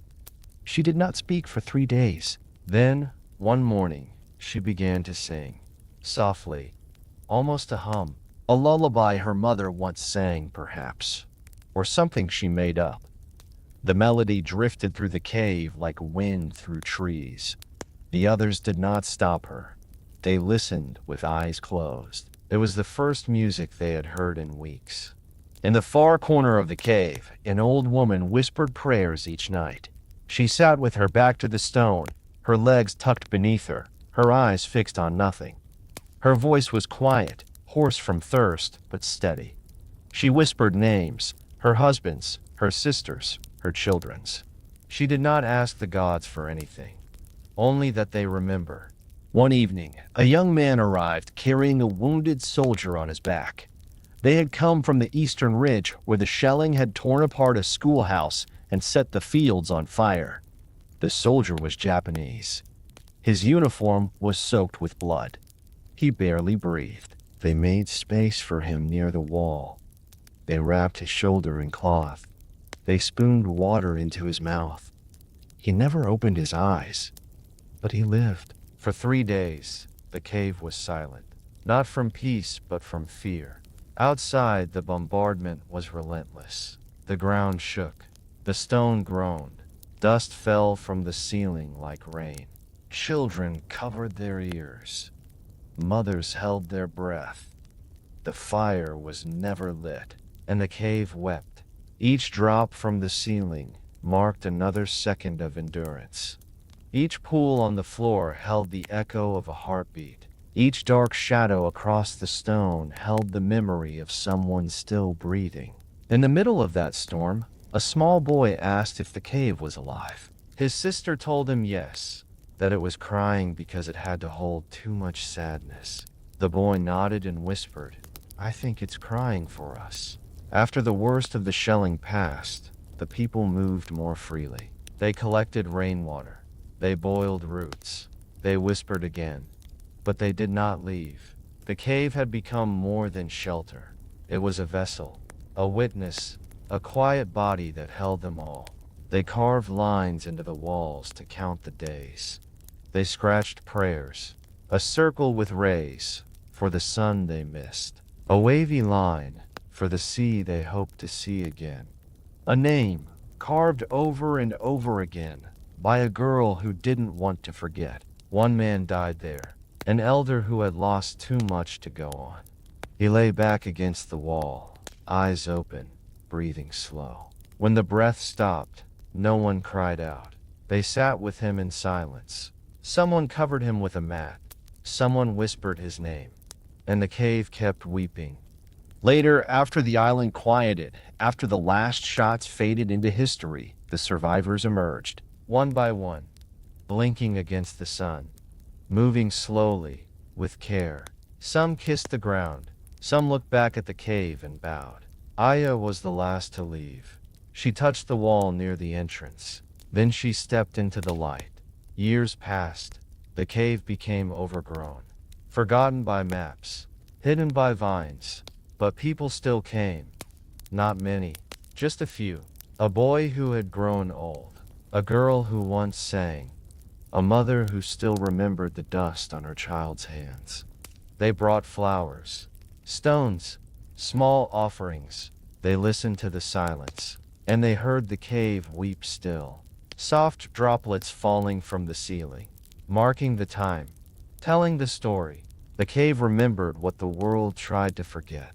That in the darkest place, with nothing left, people endured, together, quietly, and the island listened. Chapter 13, The Final Orders. By the end, no one shouted. The voices that had once filled the air with commands and urgency had grown hoarse, dry from dust and silence. Orders still came, but they arrived slower, softer, like whispers across tired ground. Even the sounds of gunfire felt quieter now, not gone, but distant, hollow, as though the battle itself was running out of breath. The men had changed. On both sides, faces no longer held expressions of fear or anger, only weariness, deep, wordless fatigue that filled their bones and slowed their steps. Boots dragged. Fingers trembled. Eyes blinked without focus. In the caves beneath the southern ridges, Japanese soldiers still clung to their posts. They shared rations the size of a spoonful. They cleaned their weapons with cloths already soaked in sweat. They passed canteens in silence, water sloshing gently in the dark. They looked toward the tunnels, toward the narrow gaps in the stone, waiting for movement that no longer came. Some still believed reinforcements would arrive. Others had stopped believing in anything. In one bunker, a lieutenant held a map with a broken pencil. The lines drawn weeks ago no longer meant anything. The enemy had moved far beyond them. But he traced the shapes anyway. He wrote numbers beside them. He circled hills already lost. It gave him purpose. Above ground, the Americans moved with caution. Every step forward was slower than the last. Not from resistance, but from memory. Every path, every trench, every tree might still hold danger. A last shot. A final mine. The war was not over, not officially, but it felt like something had changed. In the command tents, officers received reports. Scattered fire. Few engagements. Dozens of surrenders. Radio transmissions crackled. Some brought coordinates. Others brought silence. And then the message came. From the highest hill near Maboni, from the last stronghold of command, the final order was given. It was short, almost plain. Defend as long as possible. Honor until the end. Then act according to the will of the Emperor. For many it was a death sentence, but not all followed it. Some folded the paper and placed it in their pockets. Some bowed their heads and looked at the ground. Some looked at the wounded beside them, at the boys who could no longer walk, at the men with hollow cheeks and blood-crusted bandages, and they knew it was time. Surrender came quietly, not all at once, not with ceremony, but in ones and twos. A man waving a white cloth tied to a stick. Another walking forward with empty hands, shoulders slumped. A boy not older than 16, shaking as he stepped from the jungle, tears running down his cheeks. The Americans did not cheer. They raised their rifles. They shouted commands. They searched, slowly. But when they saw the eyes of the men surrendering, red, swollen, blank, they said little. They handed them water. They pointed them toward the rear, and they moved on. In one field, a soldier found a Japanese officer sitting beside a fallen tree. The officer held a small wooden box. Inside it were folded letters, a photo, and a medal wrapped in cloth. He looked up, blinking slowly, and said something the American did not understand. Then he set the box on the ground and raised his hands. Later that evening, rain fell again. The ground turned soft, and the sky held the smell of wet leaves and smoke. The war for many on the island was over, but the fighting had not left them. In the caves, civilians still waited. They did not know the outcome. They heard fewer bombs, fewer boots, but they did not trust the silence. A woman near Shuri stepped outside her shelter for the first time in 30 days. She carried her child on her hip. The light stung her eyes.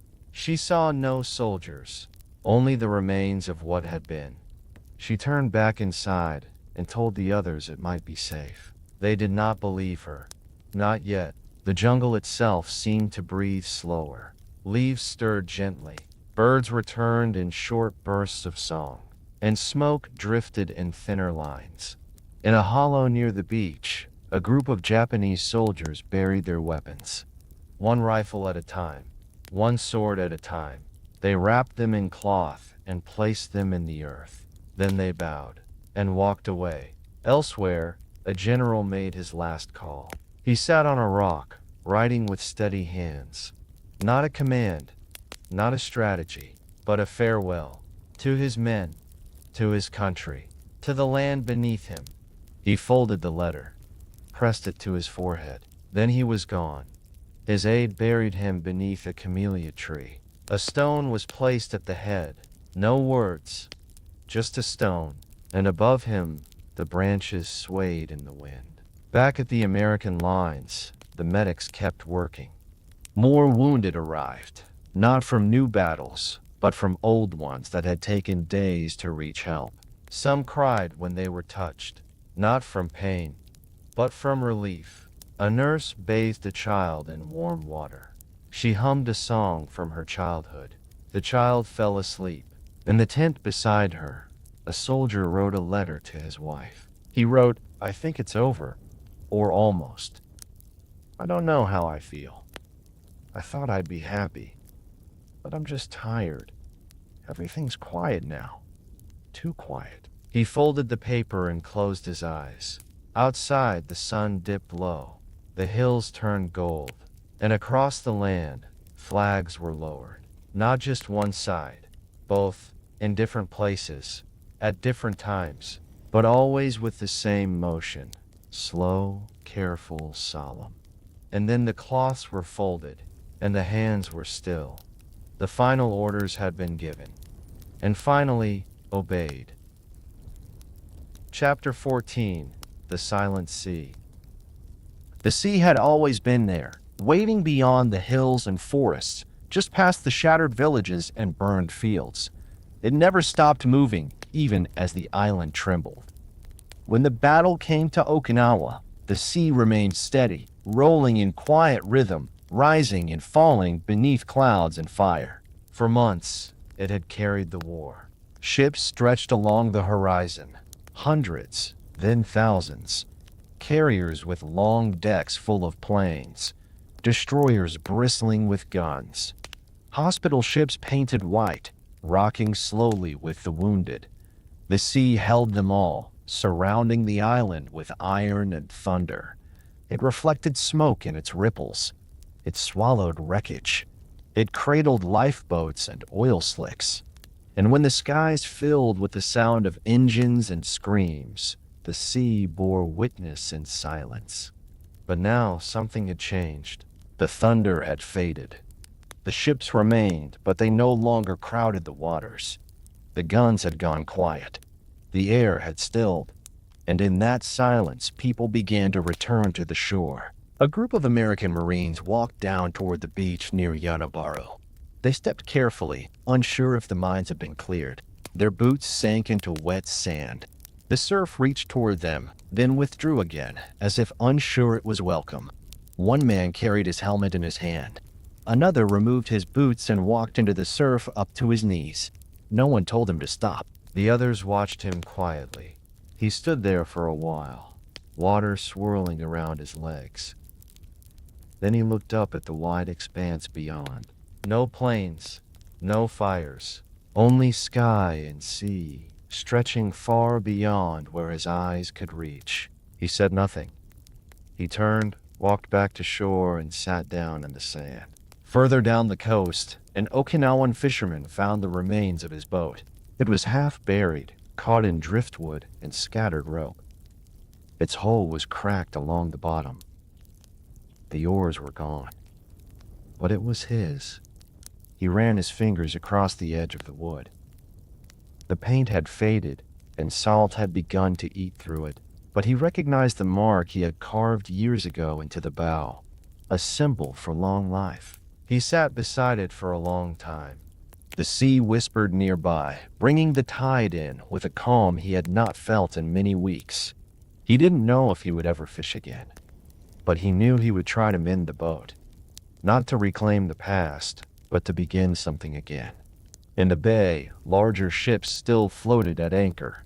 Crews worked to repair damage, scrubbing scorched decks and lifting tangled cables. They worked in silence or in low voices. The noise of battle had left them with ringing ears and cautious hearts. At night, some gathered on deck and looked out at the dark water. They spoke of home, of rivers and lakes and warm winds off familiar shores. But they also remembered what the sea had shown them. They remembered the sound of a kamikaze plane cutting low across the waves, the roar of guns, the moment of impact. They remembered watching wreckage burn while the sea carried pieces of it away. Now, when they looked out, they saw calm again. A mirror of stars on dark water, soft waves rolling in steady rhythm. They didn't know if they could trust it yet. On the southern cliffs, civilians began to emerge from the caves. Some had not seen the ocean in months. A few carried children in their arms, babies born underground, whose eyes blinked against the sunlight. A woman walked to the edge of the rocks with her son, who had never seen the sea before. He reached toward the horizon with small fingers. She held him against her side and listened to the sound of the waves. For the first time in weeks, she allowed herself to breathe without fear. The sea meant something different to everyone now. To some, it was still a place of danger. To others, it was a promise. For a few, it was both. In the debris along the tide line, strange things washed up, letters sealed in waxed cloth, name tags scorched around the edges, pieces of uniforms, dented mess tins. The sea returned these things gently, as though unsure what to do with them. One morning, a folded flag was found tangled in seaweed. A Marine picked it up, shook the salt from it, and folded it neatly before placing it in his pack. He said nothing, but held it with great care. He didn't know whose it had been, but it deserved to be held, not lost to the tide. A priest from a nearby village came to the shore with a bundle of incense sticks. He stood barefoot in the sand and faced the sea. With slow hands, he placed the sticks upright in the sand and lit each one. The smoke curled into the wind. He bowed 3 times, then whispered names. Some were names of villagers. Others were names he had never known, just ranks and numbers from the dead. The sea listened. No one interrupted him. Further along the coast, a soldier walked the beach at dawn each morning. He made no mark in the sand, no trail. He simply walked. Some believed he was remembering someone.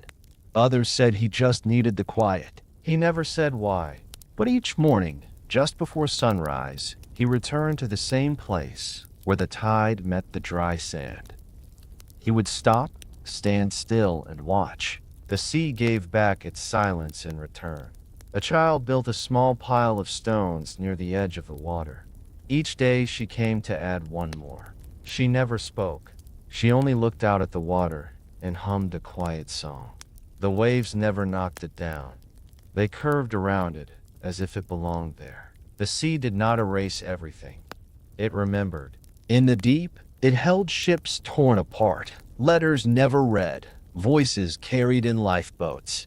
It had seen men dive beneath the surface and never rise again. It had seen oil spread like ink, then fade. But it also saw the moments no one else had. A hand reaching out from a raft, a soldier swimming to save another, a prayer whispered before a leap into cold water. And now, in the days after the battle, the sea still held its place. It waited at the edge of a land trying to understand what had happened. It did not speak, but it made space. For memory, for grief, for whatever came next. In time, the ships would leave. The flags would be lowered. The wounded would be taken home. The graves would be marked. But the sea would remain, changing slowly, carrying forward, a place where all that had passed was not forgotten, only carried deeper beneath the waves where it could rest. Chapter 15. The Island Remembers. Long after the last soldier left and the final plane disappeared beyond the sky, Okinawa stood quietly beneath the sun. The wind passed through scorched trees. Hills that had once echoed with gunfire now settled into a hush that felt unfamiliar. The fighting was over, but the island had changed. Its soil carried more than roots now. It held memory.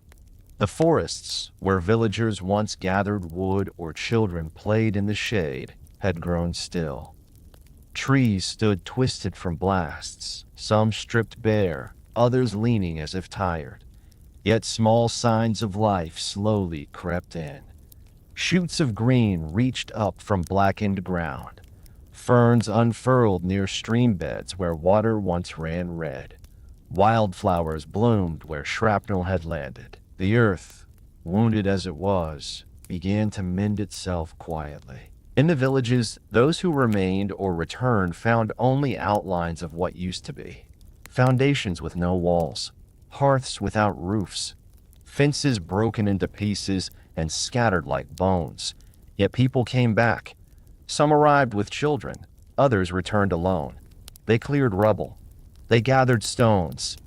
They placed what little they had on what land was left, and they began again. No one spoke of rebuilding with pride. They moved slowly, with grief still in their limbs. Yet with each step through fields once filled with smoke, there was something steady in their motion. It wasn't hope, exactly, more like duty. A quiet choice to remain.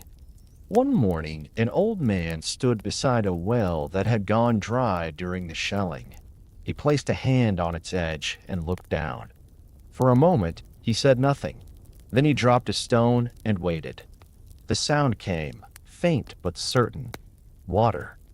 The well had survived, hidden deep below the scars. He smiled, not with joy, but with recognition. On the coast, where naval landings had blackened the shoreline, fishermen returned to the beach. Some found their boats buried in sand or half sunk in marshes. A few still held together. They patched them, piece by piece. The sails were gone, but mats could be built again. For many, returning to the sea was less about livelihood and more about ritual. The sea had watched all that unfolded. Returning to it was a way to remember without speaking. In one village, a teacher opened what was left of a school. The walls had holes. The floor was cracked. Only 2 benches remained upright.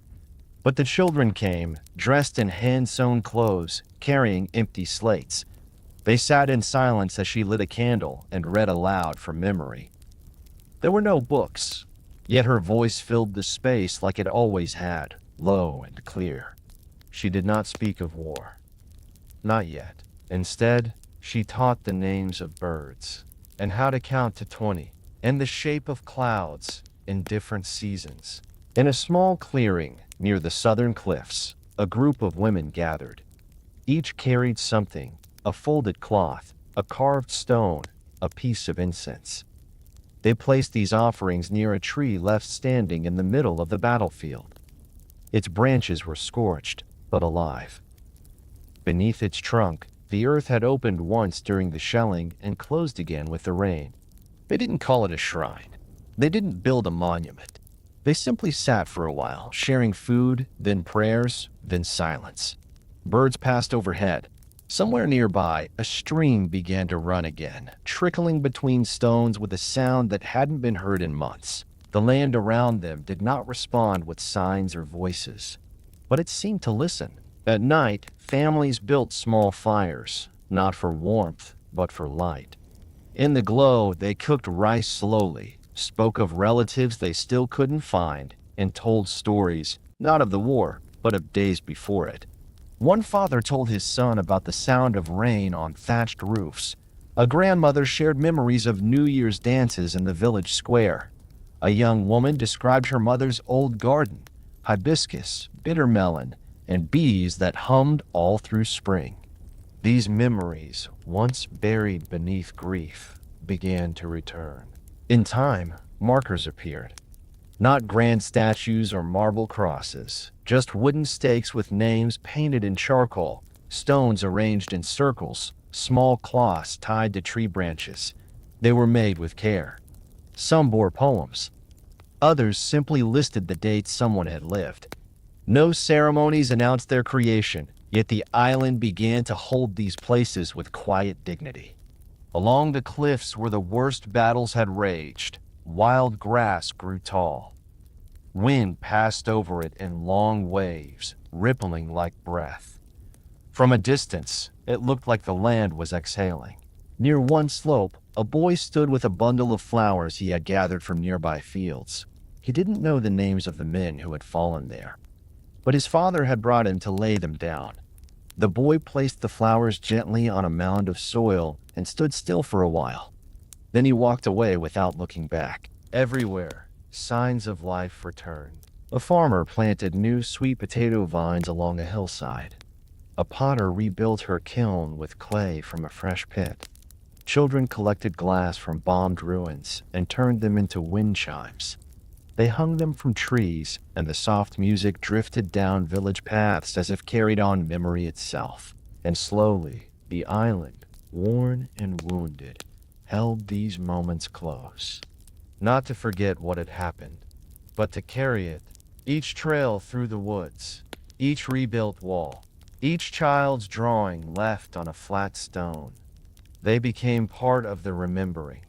Some days, the wind still carried echoes, a sound from the sea, a shape in the fog, a shadow cast by memory.